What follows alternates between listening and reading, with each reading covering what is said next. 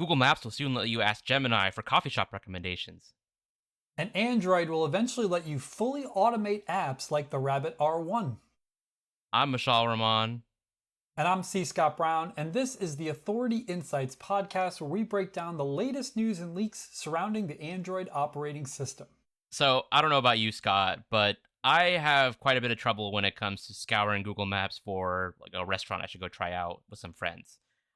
We just have so many dang good options here in Houston. It's just such a melting pot of different ethnic cultures and different restaurant options. Um, Most of the time, I've been relying on word of mouth. Like I've been asking my friends, my family, extended family members, or just going to Reddit, like the Houston subreddit, for recommendations. But maybe soon in the future, I'll ask Gemini instead through Google Maps. So you might trust AI to make something like a food recommendation for you, but would you trust AI to actually act on your behalf and buy things for you? So tech companies are really hoping that you will trust AI to perform those kinds of tasks on your behalf. But so far, all these AI agents have been either based in a browser or in some other situation like that. But Google is now working on an AI agent that can control your Android apps for you right on your phone, but we're not so sure that's a good idea. And another change that has us scratching our heads is Google's plan to bring its new Nano Banana image creator, which everyone loves, to Google Lens and Circle to Search. So, I mean, Nano Banana is great, but why Google Lens and Circle to Search? That's kind of confusing. Those Trying things to are made for searching. riding that gravy train a little bit too hard there, aren't you, Google? Yeah. Yeah, I'm not really sure how I feel about that particular use of the integration right there in Google Lens and Circle to Search. But I am really excited to see this new Ask Maps feature that Google's working on for Google Maps. So, I mean, so to be clear, Ask Maps itself is not actually new because this is something that Google actually rolled out late last year. You know, the ability to ask Gemini about a certain place in Google Maps. But the way it works right now is that you have to actually highlight a place. You like tap on a location. This card shows up, the usual detail card, and then you might see this ask maps about this place kind of at the very top in the overview tab, and you can kind of ask anything you want to know about a place. It even has some recommendations, like if you select a bar, you can ask, do they have a full bar? Is it quiet? What's the dress code like, and etc. But this is only once you've selected a location and you actually start you find the place that you already are looking for, and you're curious to learn more information about it.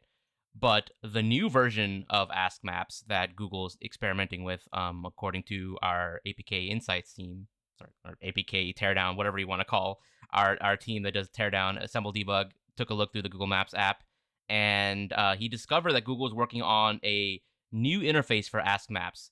This interface is accessed through a chip right below the search bar. You can see here in this screenshot right here. Well, if it's not obscured by the watermark we have. Underneath the search bar, there's this Ask Maps chip. You tap that, and it pulls up this full screen, almost full screen interface that kind of resembles the main Gemini app, actually. You have this hello indicator. You have these chips at the bottom that with like recommended things you can ask about. Search bar with a microphone icon. And basically, it's just like a full Gemini interface, but within the Google Maps app. And I think this is a big deal compared to, what we had before, which is just location dependent. Now, this is kind of like a generalized access entry point to Gemini within Google Maps. You can ask it about pretty much anything that you want.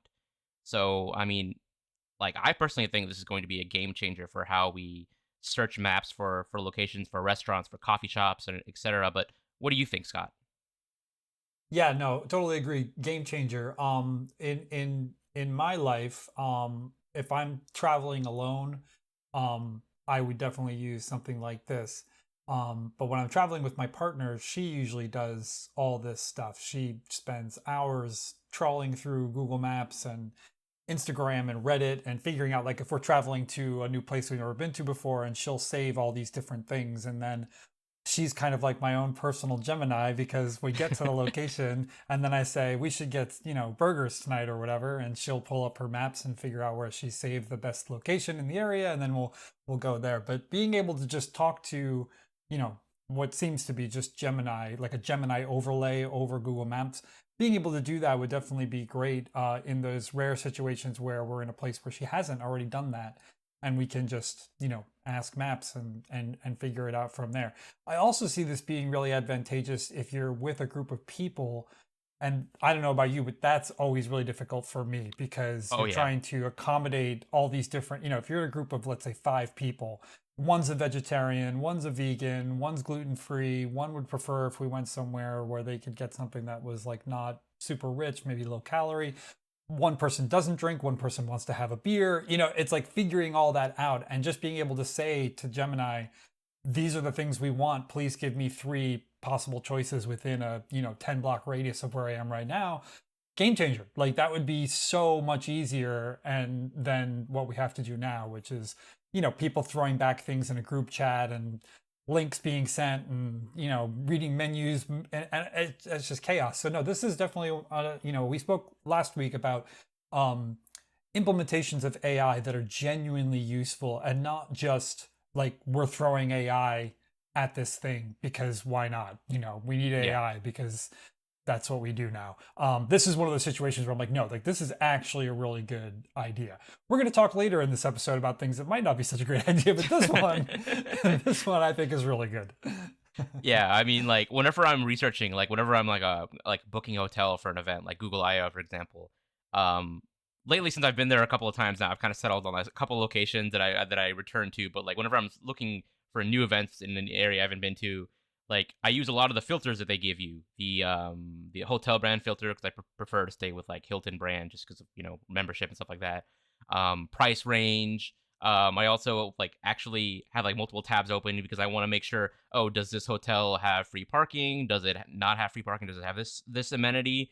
So like being able to just open this Ask Maps chip within Google Maps and say, okay, I'm looking for so and so from hotels from these brand in this price range with these amenities would just be an absolute game changer. Like right now, I could technically do that by opening the main Gemini website or the Gemini app, but the problem is it's not really built in to maps the way, of course, maps itself would be.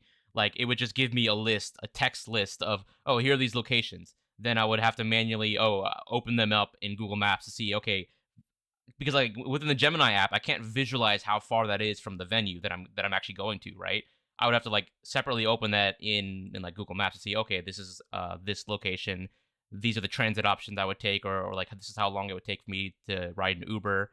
But like having this built into Google Maps and potentially like it creating a list and showing everything on a map just would be a huge game changer for planning. For sure, but the issue that you sort of got to keep in mind is the trustworthiness of this information. Like how much of this is Gemini going to be delivering accurately? And so far, from what we've seen, it seems that there are problems. So it's not like Gemini is going to be flawless. Sometimes you're going to say, "Oh, I'm looking for a place that has a gluten-free menu." Gemini is going to check the maps listing, find a menu from 5 years ago that had a completely gluten-free thing, and then you get to the restaurant and they say, "Oh, we haven't had a gluten-free menu in years." And so it's like that's where I think a lot of the issues Mm. are going to come through. Yeah, like if you're asking Gemini questions about, oh, like tell me about this city or what is the tallest mountain, like we Shiv did here in its examples for our article, like it's gonna handle those queries fine. But as you mentioned, if you're asking specific questions about things that require the restaurant information or the location information to be up to date, then you might not get accurate results because, of course, it requires people to actually go in and update that information. And there are a lot of places like smaller locations where people don't provide up to date information. You might have years old things. You might have a location that's completely permanently closed, and Google Maps is not even aware that it's been closed for a while, and because no one's reported it as being closed. Or the pricing on a menu is like years out of date, and it doesn't fit with your budget anymore. So, yeah, I am To I am to a little concerned about that. to be fair to this feature and Gemini and the AI search in general, like those would be problems that you would face without Gemini. Like, Yeah. if you just go into the Google Maps listing, you look at the menu and you say, menu looks great, let's go. And then you get there and they're like, yeah, the menu is wildly different now. That's something that you would face automatically. But there would be other situations that maybe a human would be able to ascertain things. They would be able to look at the menu and say, wait a minute, this menu is from 2015. Like things are probably different now, whereas Gemini might not be able to make that distinction. So I think it's going to be a your mileage may vary thing, but the concept I think is awesome. So speaking of the concept, I'm kind of curious to hear your thoughts on how this will impact like the way a lot of people kind of go about hunting for hidden gems in their city. You know, people a lot of people just go around, drive around without Google Maps, or they just rely on the word of mouth. They talk to their friends, family, coworkers. They go on forums like Reddit, like or like recommend me some hidden gem Indian spots in the city. You know, or like they ask for like what are the best Mexican food places or we're like this underrated Italian place, you know, and they get recommendations from real people. But now we have the ability to ask Gemini, which of course it's trained on responses from that were given by real people, so like people who contributed information to Google Maps, like the local guides, redditors, and so on. But like, do we think this is going to fully replace asking people for recommendations, or do we think like we're going to see like a resurgence maybe of people who are skewing AI and just driving around and randomly stumbling upon something that they saw with their own eyes? I think, I think universally the concept of getting your information directly from a human is going to get more and more important as the years go by. Yeah, I mean, nothing's going to change. You know, one of my favorite dishes is a pork ragu, like, you know, pasta, hot fresh pasta, hot meat sauce on top, tons of cheese, you know, love it, could eat it all day. And yeah, so I could talk to a friend or a family member or something, and they could go and they could say like, oh, we went to this restaurant and we had this dish and it was exactly what you want, like it was the perfect pork ragu, you gotta go. That's not something that you can really get from AI. You know, that personal connection isn't going to be there unless I like literally told AI Gemini, like I log into Gemini and I say, here is the exact description. Here's a tome on what I love about this particular dish. And then Gemini saved that and was able to deduce that through imagery and comments. But even then, I feel like it wouldn't be trustworthy. That human element of somebody being like, I've tasted this, I know what you like. This is the restaurant you need to go to. That's never going to change, and that's going to be something that's going to become more and more important as time goes on. As a guy with a YouTube channel, I'm very much anticipating that being an issue going forward as well. Now that we're seeing a lot of AI slop appear on YouTube, you know, you don't really know, is the voiceover for this channel, is it a real person, or did someone just ask ChatGPT to make something for them and then feed it out an audio that sounds human, and we just stole B-roll from, you know, from Android Authority and from Marquez and from all these people and tossed it into Hmm. a video, and now we're a tech creator. Like that kind of thing is going to become even more and more of a problem. So yeah, that human element is something that is always going to be needed. So no, this isn't going to be a replacement for that. I think this is going to be a solution for speeding up a process that could now take, you know, an hour plus. You know, I've definitely had group chats with people trying to figure out where we're going to stay or where we're going to go eat. And it takes a long time if you have a big group of Oh people. yeah. So this is just going to pare that down and just make it faster. And that's fine. That, once again, that is something that AI should be doing, that's going to make life easier. But yeah, replacing that human element, restaurant reviewers, the Michelin star system, those things are fine. Like they're not going anywhere. Yeah. But I am curious to think about like what might be some of the potential unintended consequences of this change. Like we kind of see right now because of the rise of Google Maps, there are a lot of restaurants that have kind of optimized themselves using SEO tactics, you know, kind of things you only expect websites like Android Authority and, you know, our competitors to do. Real life restaurants are using SEO to make themselves appear more highly in Google Maps search results. Like you have restaurants that are just named Chinese food or like Italian food near me. You know, I think there was like a viral pizza shop in New York City that was called like best pizza place near you. And like the only reason to name yourself that is so that you show up when people search for pizza places in New York, right?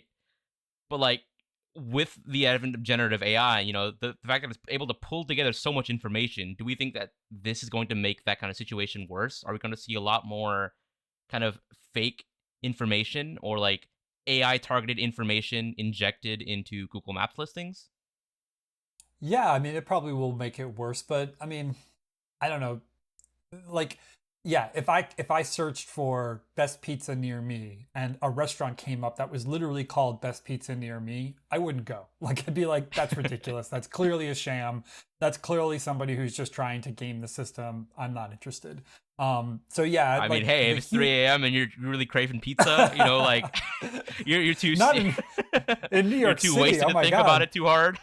You can't throw a Starbucks cup in New York City without landing on a pizza place, so I don't think that'd be a problem. But yeah, but the common sense element of knowing like, oh wait, this restaurant has this restaurant has a 4.4 out of 5 star reviews. That means it's got to be good. And then you notice, wait a minute, there's only 3 reviews, and then this other restaurant has 4.2 but 1,000 reviews.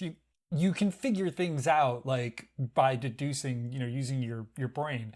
And so I think that that's not going to change. I think, yeah, there may be different ways of trying to game the AI system that the restaurants sort of implement. But, uh, if you see a bunch of photos and it's all like influencer-esque women standing in front of angel wings at the restaurant, you know that the food is going to be terrible because it's only trying to appeal to people trying to get their Instagram on, which is fine. You want to go to a restaurant and do your Instagramming, that's great. I'm glad you have that. But I'm more interested in the place that has the actual good food, and they're not going to have angel wings on their restaurant. So it's like, you're going to have to use your brain still a little bit, and Gemini's just going to hopefully just make it easier to do the deduction that you need to do.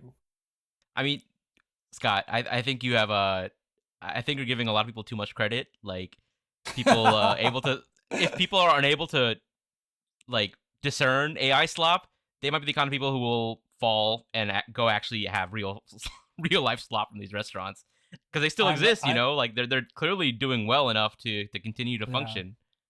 I'm an optimist, Mishaal. That's all I can say. I have You got great a lot of hope for faith in people. humanity. All right, so moving on to our next story. So this is a really interesting piece because behind the scenes, for like over a year and a half, Google has been working on this project called Project Astra, which is like their next generation universal AI assistant, basically an even more intelligent form of Gemini that can not only do stuff on your phone, like all the stuff, usual stuff that Google Assistant and Gemini can currently do, but potentially interact with the real world and like remember things that you've seen and actually do things in the real world. And as part of this new Project Astra, like this research project that Google's been doing on at Google I/O, they showed off a version of Project Astra that can control your Android phone. It can control apps on your Android phone. So they had this demo running on a Pixel device where they actually had this guy who like wanted help repairing his bike. And what he did was he set his phone aside on the table, and then as he was working on his bike, he would ask it questions. Like for example, he would ask it to pull up information from a manual, and then Project Astra would open that manual. It would find the manual online, and then it would scroll to the specific page, finding the information that he was asking for. And then based on that information, the person would ask, okay, can you find me some related YouTube videos that explain how to fix this part? And then it would open YouTube, it would search YouTube and scroll and find the relevant video for the person to watch so he could fix his bike. So I think this was a really big, interesting project that Google showed off because, right now, assistants, they're hands free in the sense that you can ask one question, but if it involves anything that involves like looking up information and actually scrolling through documents, filling out forms, switching apps, things like that, it can't do any of that right now. Like it's relegated to anything it can pull from the web. So I think, there would be a big deal if there was some way to actually automate the apps on your Android phone. Lo and behold, it seems Google is finally working on something that allows for that. Um, because I found evidence that Google is working on a new feature called computer control. And what this feature allows you to do is, as I just mentioned, agentic AI control of your Android apps. So, why is Google working on this feature? Like, what is the importance of this? Well, the problem with Google's Project Astra demo was that the way it kind of worked in the background was that you can see here in this kind of demo here, this little indicator on the top left corner suggests that this is a screen recording. that Project Astra, the demo that Google made, is literally recording your screen and then it's scrolling through and injecting inputs, probably using the accessibility API. Now, the problem with that is since it's recording your screen, it's actually like actively using your screen, which means you can't do anything with your phone at the same time as the AI agent is doing whatever task that you asked it to do. So if you ask it to find a manual, search a YouTube video, you can't touch your phone at all while it's doing that because otherwise you would interrupt its flow. It wouldn't be able to find where it needs to go next. That's obviously a problem because Google's demo, in like in like the footnote, they mentioned that it's running at 2x speed. The video was sped up twice as fast, which means it's running significantly slower than what the video actually originally implies. And you only determine that if you actually pay attention to the footnote. So, what Google is working on, their solution to this problem is computer control. And the way this feature works is it will create a virtual display in the background, and this virtual display will have the app in question that you want automated launched onto it. And then the app that's using the computer control API will be able to send, tap, swipe, and scroll inputs to that application that's running in the virtual display in the background. And then all of this is happening while you're still able to use your phone. So your phone, you can do whatever you want on the main display, and you have a virtual display in the background where you are actually, or this agentic AI or Gemini is able to control that application. And yeah, I mean, there's a lot of interesting aspects of this. Like the Google built some kind of privilege mechanism to control it, so only pre-installed applications with a highly privileged permission can access it, and apps that uses this framework can only control the specific app they were granted permission to by the user, so they can't just open other applications whenever they want to and start seeing and controlling them. And another cool aspect of this framework is that they developed a mechanism to allow for the trusted virtual display to be mirrored onto a separate, more interactive one. And then I think that'll allow you to stream that interactive virtual display to a computer so that you can basically remote into what the AI agent is doing. So maybe potentially if it makes a mistake, you can then configure and change things yourself, and then it can continue doing its work in the background. So, I mean, this is really interesting to me just because, like, AI gadgets like the Rabbit R1, when they launched, they were almost universally derided for being useless. Like, Scott, I think you mentioned earlier, like, right before we started the call, that you actually briefly used the Rabbit R1. What did you think of Google's take on this feature? Do you think this is a good idea? Like, do you think Rabbit R1 maybe was just ahead of its time and that um, the problem with that device was just the fact that you needed separate hardware and not the fact that it was just a bad idea itself? Well, there are multiple problems with the Rabbit R1, as anyone can tell you in the tech world. But the core idea of Rabbit R1 was sound. It didn't need extra physical hardware. There's no reason to have an extra item with you to do these things. It should all happen on your phone, which is one of the big reasons why everyone said immediately when the Rabbit R1 was announced, why isn't this just an app? Why do we need separate orange hardware for this?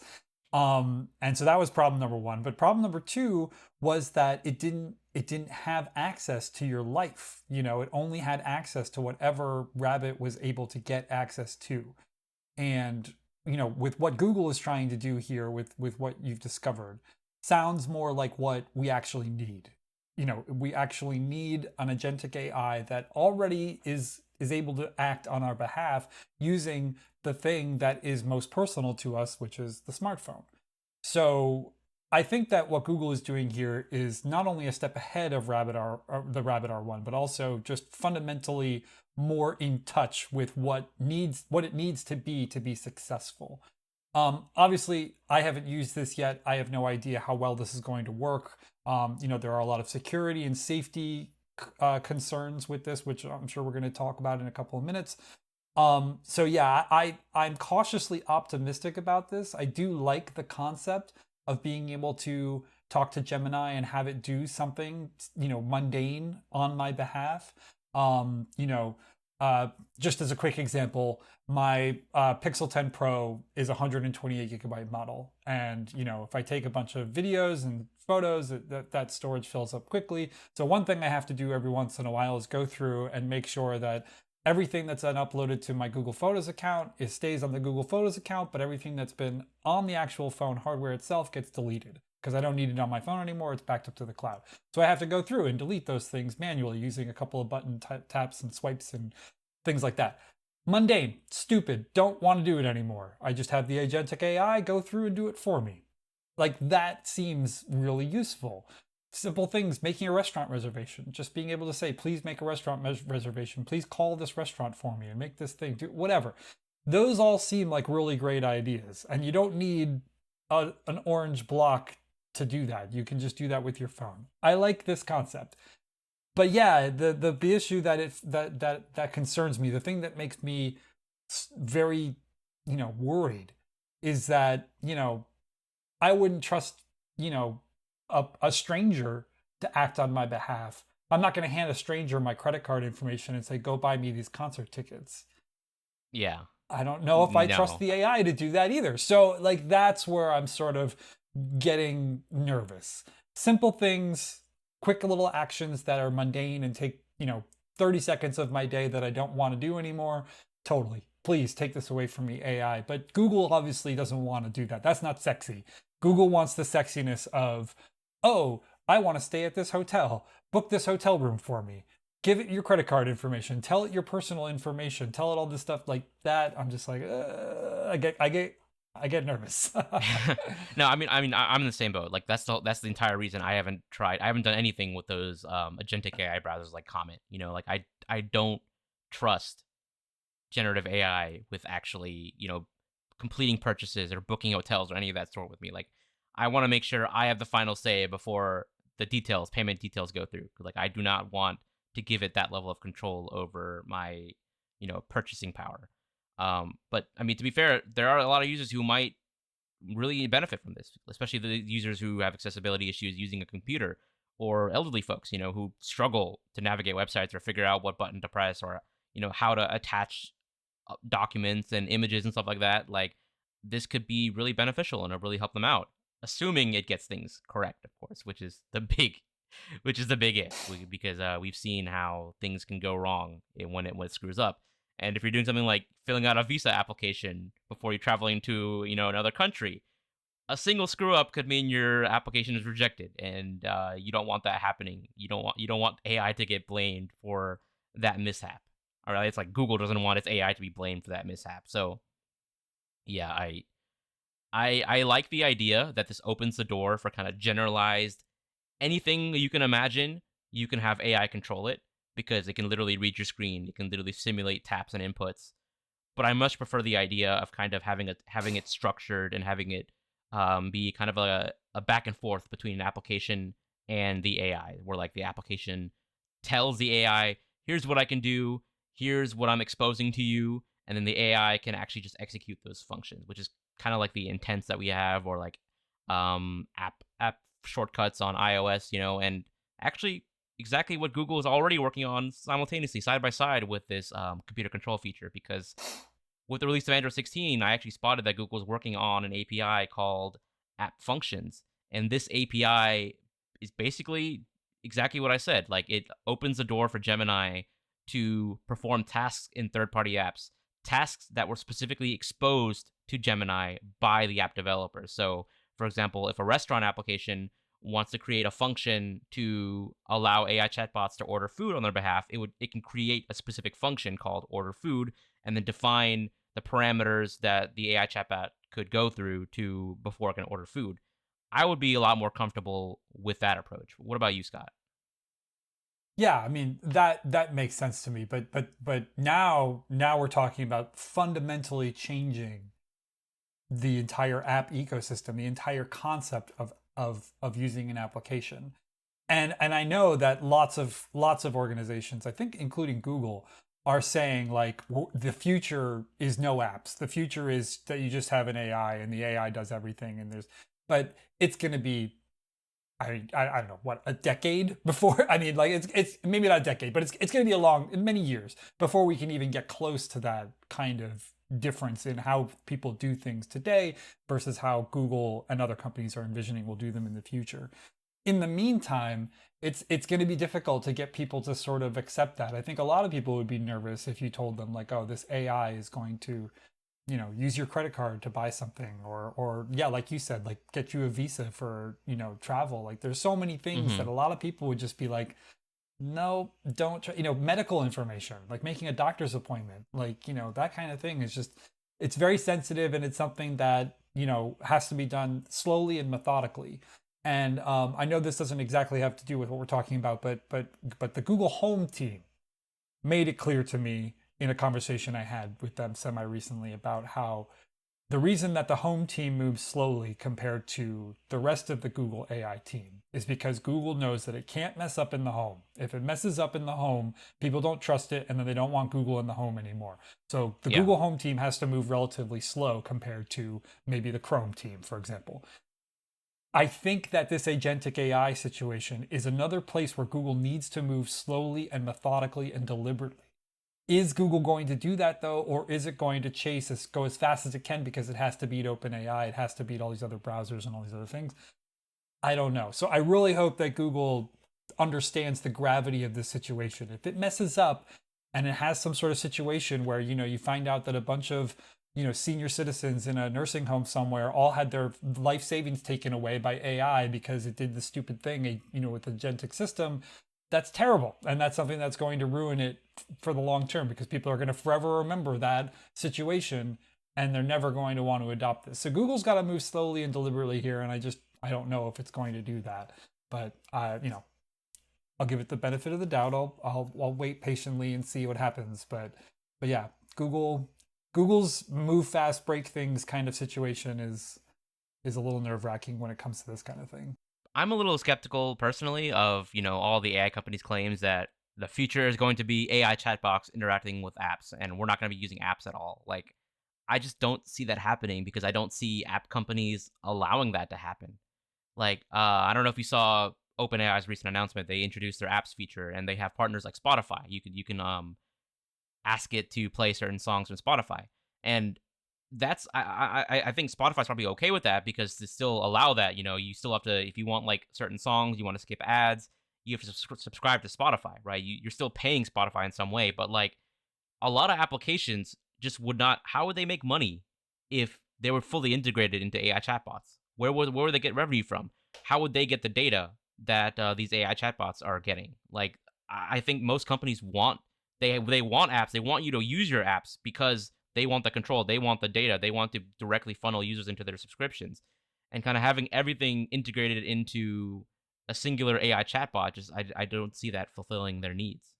Yeah, this is a situation where Google, OpenAI, these companies that are massive, massive data companies are basically trying to shoehorn their way into these much more traditional businesses like Spotify. Spotify, is a tech company and very advanced and big, whatever, but it's fundamentally a subscription service. Like that's all it is. You pay money to them, they give you music. Like it's a very simple transaction. And yeah, the data from their applications is invaluable too. There are tons of applications out there that are not subscription services, and they make money specifically because you're using the product. Instagram, for example, like you're not paying to use Instagram, you're just using it for free. But the reason that you're able to use it for free is because you are the product. Your data is valuable to Meta, and they use that to make money. So if you're using an agentic AI to post something to Instagram, that's time that you're not spending in the Instagram app. That's time that Meta does not make money off of you. So yeah, it's gonna take a lot for all these user habits and for all these business structures to change. Granted, things Hmm. change pretty quickly when the smartphone first came around. 2007, when the iPhone came out, it was only a couple of years before we were neck deep in the app ecosystem that we're still in today. So yeah, it could happen quickly, but at the same time, like it's not going to happen because Google says we did this thing. Like that's just not going to be enough, because Right. there's going to be, thousands and thousands of mega corporations that are going to be negatively impacted by that. So yeah, Hmm. this is a huge can of worms that Google is opening. Or it's not just Google. Like we're talking about Google because of this particular feature, but this could apply to any company that's trying to do this, even Rabbit. It's going to take a lot more than just like we did this thing. Isn't this cool? Like you got to change like decades of culture and the way people just are used to doing things. So yeah, I'm skeptical. I'm Yeah. excited because I do like the concept, but I'm also skeptical that it's actually going to do anything.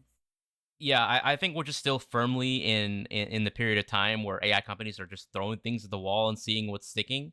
So like they're Yeah. experimenting. Like the next big thing they all think is going to happen is agentic AI. So Google, Microsoft, Amazon, OpenAI, they don't want to be behind in this race, so they're all rushing to, release their own versions of computer control features to make sure that, if this is indeed the next big thing, and if indeed the future is apps that you all only interact with through AI chatbots, that they're ready for it, right? They just want to be the first ones there.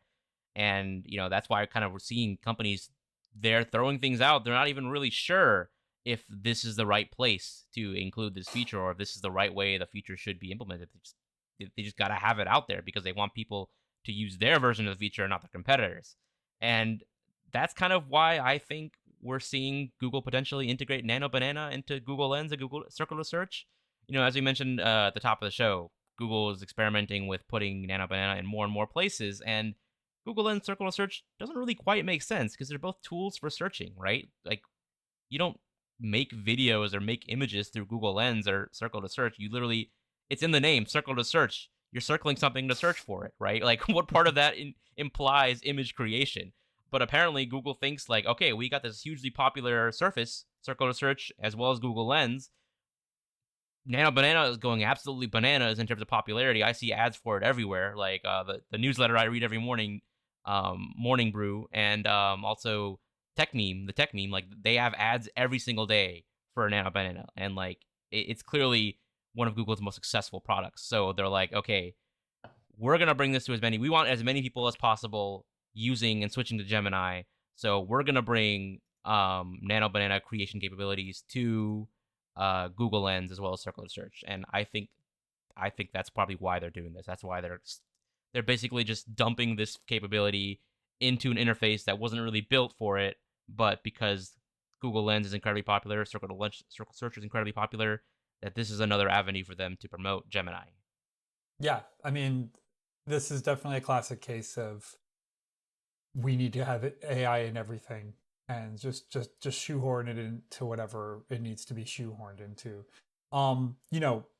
You and I have previously discussed how far behind Apple is when it comes to these kinds of AI features.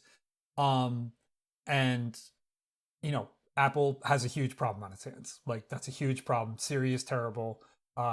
Apple's lack of innovation in the AI space is holding it back. There's a lot of problems with that. But at the same time, the fact that Apple is not messing itself up by throwing all these things at the wall and hoping some things stick is laudable as well. You know, their strategy is wildly different from what Google is doing. Apple wouldn't just like develop this and be like, we're going to put this new thing that Siri does into literally everything we have. Like, Apple wouldn't do that because of what you're saying. Because it doesn't make sense. Like, why is Nano Banana in Circle to Search? This makes zero sense at all. But yeah, Google just wants to show like it's the leader when it comes to AI. We are the leader. We're gonna put AI in our AI, and that's what we're gonna do. Please continue to invest in us, please. That's what Google's trying to do. And yeah, so it's weird, but yeah, but there are things that, that you could put. I can think of situations in which injecting AI into a place that, or AI generation, I should say, that maybe it wouldn't make sense, could make sense. For example, there could be a situation where maybe your child has your phone and is looking at a piece of candy, and they use Circle to Search and they scan that little piece of candy, and the Google thing says, this is a Mike and Ike. Mike and Ike is a candy that tastes like fruity, whatever. And then the child could ask something like, how are Mike and Ike's made? And then boom, AI comes together and creates a little short clip for that child that says like, this is how a Mike and Ike is made. I can imagine that, and I can imagine that being fun. I can imagine that being something that would be popular and cool. So that's a situation where injecting AI generation into a search function would make a degree of sense. But that's not what we're, that's like steps and steps and steps ahead of where we are right now. So it's Yeah. like maybe Google is laying the framework for things that it wants to do. I can respect that, but yeah, like I don't know. It will get very tiring to just have AI injected into everything, even when it doesn't make sense for it to be there. I mean, maybe just another avenue for them. Like maybe the thought process behind putting Nano Banana in these two services is just they are hoping that this will be another way for it to go viral. Like for example, people use Google Lens and Circle Search a lot. Maybe they are sent a meme and they want to like search up like find more information about that meme or that image or something, and then they have this create option just sitting right there. They never used Nano Banana before because you have to actively go to the Gemini app to use it, or in Google Photos you use the Ask Photos creator, right? You have to actively go and use it. But like if you're just searching for images, looking up information on something, and you have that create option there, maybe you might think, okay, why don't I just click that button and then turn the sky red or something, or just add a hat to this dog, or something silly like that, right? And then you have this image creation. You might be surprised, genuinely surprised by how good the image creation is, because I know I've been really surprised by how good Nano Banana is. I've been using it to generate like the hero image in the thumbnails for this very podcast, and it's just crazy how good it is. So I think like when people give it a shot and they're like, wow, this is shockingly good, then they might share it on social media. It might go viral. That's more people spreading the word about Nano Banana, and thus more people signing up and using Gemini. I think that might be the goal behind Google sticking Nano Banana in these two services. I wonder if Google is disappointed in the name that they chose. I feel Yeah, like it Nano doesn't tell you Nano anything Banana. about it, right? Nano Yeah, Banana, like it's that's really clearly a code name. Why did they stick with that? As yeah. I think I I think think the what reason for that actually is because in the lead up to the announcement, like a lot of influencers were vague posting about, oh, this new image creation thing is amazing, and because they were all using the code name for it. Google didn't have an yeah, official name for. I think the official name actually is Gemini 2.5 Flash image editing or image creation. Like it doesn't have an actual which name is besides Nano worse. Banana. That's So worse than Nano Banana, but it's yeah, still like I don't know, Nano Banana like I mean, I think you're expecting too much. Like Google having good naming practices. This is the same company that couldn't decide on a name for Google Wallet. Actually, like we yeah, we yeah. went full circle. We had like what we had Google Wallet, Android Pay, GPay, Google Pay, Google Wallet. Like it, Yeah, we're yeah, expecting a little too Google much from Google right there. Google and Qualcomm. They need some help when it comes to naming their products. But yeah, no, I definitely think that I think we're talking about AI throughout this whole podcast, and we're talking about like the ramifications that it could potentially have for these not only these different products but just like our day-to-day lives. I think that Google and all these companies they need to think about where they're going.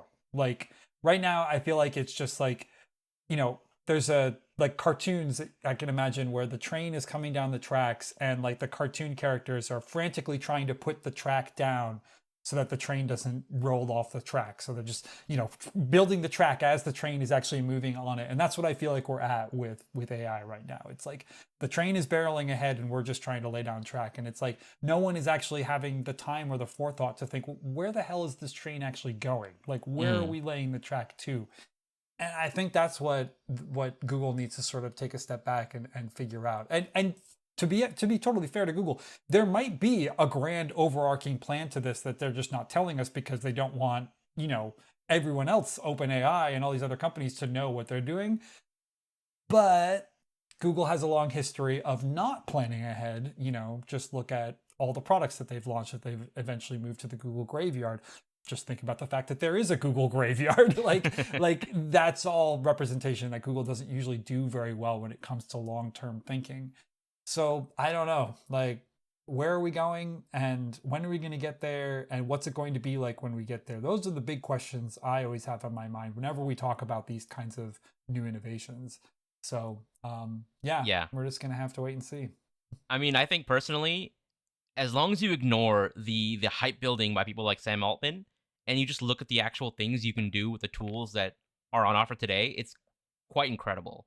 Like there are people who are kind of naysayers about the advancements that AI has brung, and then you look at the things you can do with Nano Banana. Like I do not know how to use Photoshop at all. I am terrible at image creation and image editing. But with Nano Banana, I can create thumbnails that I would never have been able to do years ago.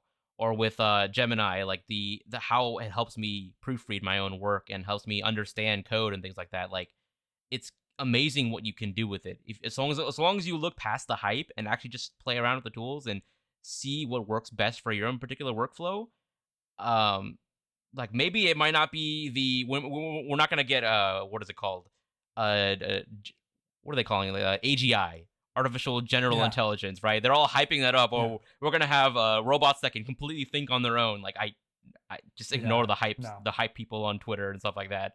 But look at the things no. you can actually do with the tools today, and it's incredible how far we've come. No, I agree. There are a lot of things that have, a lot of AI based tools that have made a genuine difference in my life. Gemini being a major one. Gemini, I use Gemini all the time for brainstorming, for video ideas.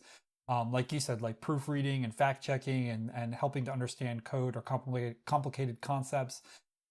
Gemini Live, when I'm traveling, I talk to Gemini Live, as like a basically like a travel guide. Like I show Gemini Live a monument or something. I say, "What is this?" And Gemini tells me, and it's like, great. I didn't have to like spend time reading Wikipedia or ask some random person. I can just talk to Gemini. Like there's all sorts of things that AI is being helpful with today. And let's not forget that AI has been in our phones for a decade. Like most of the cool features that your Pixel can do are AI based, and they always have been AI based. It's just that they haven't been, promoted as such because AI wasn't the Yeah, hot, sexy topic. they, So, they used to call everything machine learning back then. Back in yeah, back in the good yeah. old days.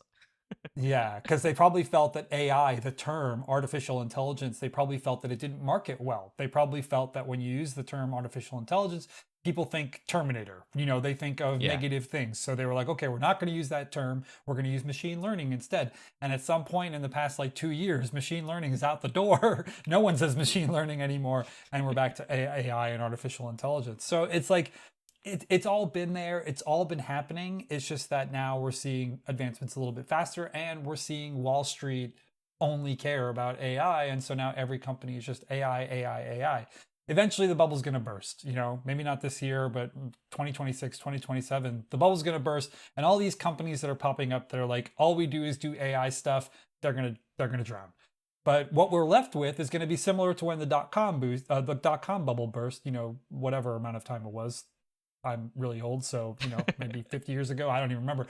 But when the bubble burst, we still have the internet, we still have dot coms, we still have all the basic things that the dot com, boom had. It's just that the fluff, the junk is gone, and we Yeah. just have the internet. So I think that we're going to see a similar thing happen with AI, but in the meantime, we're just going to have to suffer through some company coming along and being like, we've cured cancer with AI, and it's like, oh, okay. Well, I mean, unfortunately, Google hasn't made such bold claims yet with AI, but what they are doing is, you get Gemini, everybody gets Gemini. That's Google's approach to AI so far. Yeah. Okay, and that's everything we've got for you this week. You can find links to all the stories mentioned in this episode in the show notes, and you can find more amazing stories to read over on AndroidAuthority.com. Thanks for listening to the Authority Insights podcast. We publish every week on YouTube, Spotify, and other podcast platforms. You can follow us everywhere on social media at Android Authority, and you can follow me personally on Instagram, Blue Sky, and my own YouTube channel at C. Scott Brown. As for me, I'm on most social media platforms posting day in, day out about Android. If you want to keep up with the latest on Android, go to my link tree and follow me on the social media platform that you like best. Thanks for listening.